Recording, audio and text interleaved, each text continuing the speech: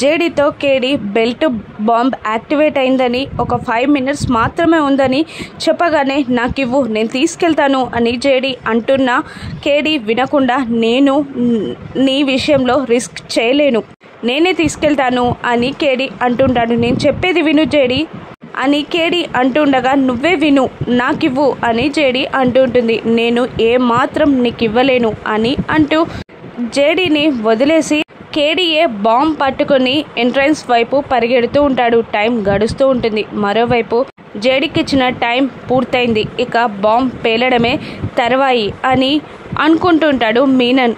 Yuvraj మీనన్ని convince చేయడానికి try చేస్తూ ఉంటాడు, కానీ కన్విన్స్ అవ్వడు మీనన్. దాంతో చేసేది లేక ఎలాగైనా ఫ్యామిలీని కాపాడుకోవాలి అని మీననే స్వయంగా బాంబులు పెట్టిన ఆడిటోరియంలోకి యువరాజ్ వెళ్తూ ఉంటాడు.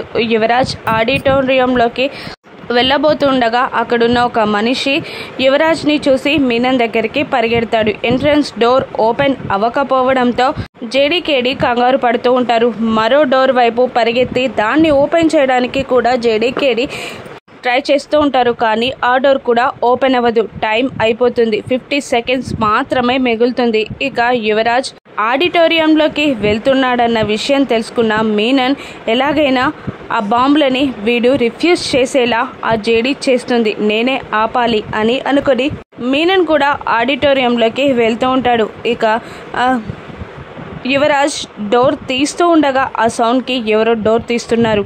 నేను వాళ్ళని షూట్ చేస్తాను, నువ్వు బయటికి వెళ్ళు అని కేడీకి చెప్పి ఎంట్రన్స్ డోర్ దగ్గర పక్కని నిలబడుతుంది జేడీ. యువరాజ్ మాస్క్తో లోపలికి ఎంటర్ అవ్వగానే కేడీని వెళ్ళమంటుంది జేడీ. ఇక కేడీ బయటికి పరిగెడతాడు. లాస్ట్ 5 seconds ఉంది అనగా బాంబ్ని విసిరేస్తాడు. కేడీ పక్కన పడి పేలిపోతుంది.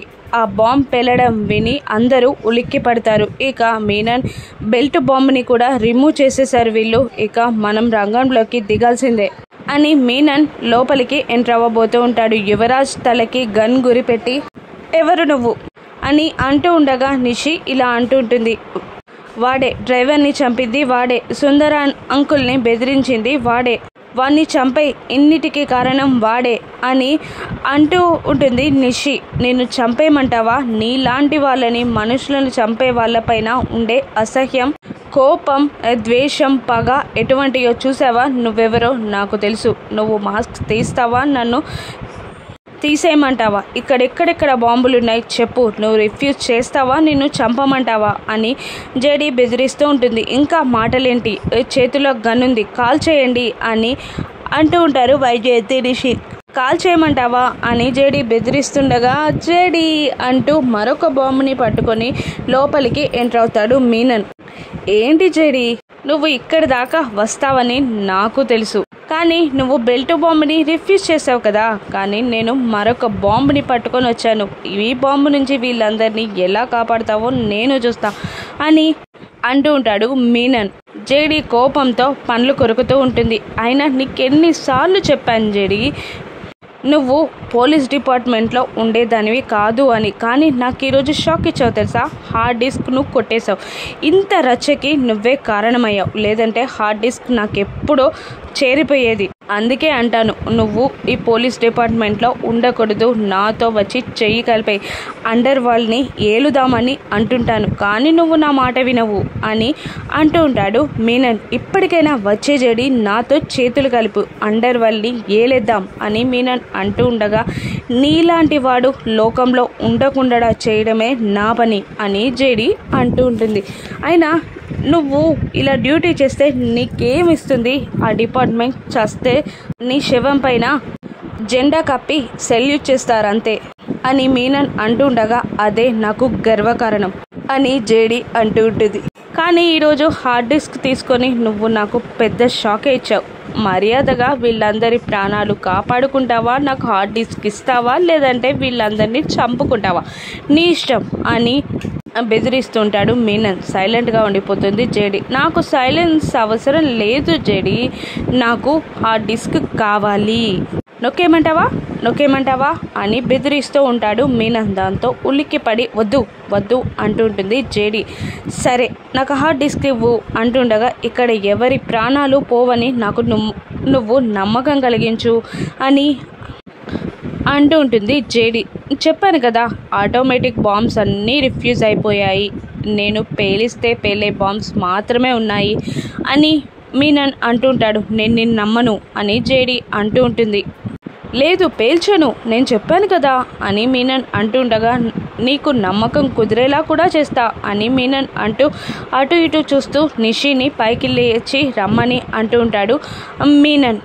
దాంతో నేను రాను అని నిషి అంటూ ఉండగా వస్తావా చస్తావా పేల్చేయమంటావా అని అనగానే భయంగానే పైకి లేస్తుంది నిషి. దగ్గరికి లాక్కుంటాడు మీనన్. కానీ బాంబ్ పేలదు, చూసావు కదా, బాంబ్ పేలలేదు, ఇప్పటికైనా నాకు హార్డ్ డిస్క్ ఇచ్చేయి అని అంటూ ఉంటాడు మీనన్. ఆ రిమోట్ ఇవ్వు అని అంటూ ఉంటుంది జేడి. నువ్వు ఇచ్చాక ఇచ్చేస్తా, ఖచ్చితంగా ఇచ్చేస్తా, నాకు అవసరం లేదు అని అంటూ ఉండగా ఇక చేసేది లేక ఏదో ఆలోచిస్తూ ఉంటుంది జేడి. అప్పుడు నువ్వే ఇంకొక ఆలోచన చేసినా మొత్తం పేల్చేస్తా అని మీనన్ బెదిరించడంతో గత్యంతరం లేక హార్డ్ డిస్క్ని ఇస్తూ ఉంటుంది జేడి.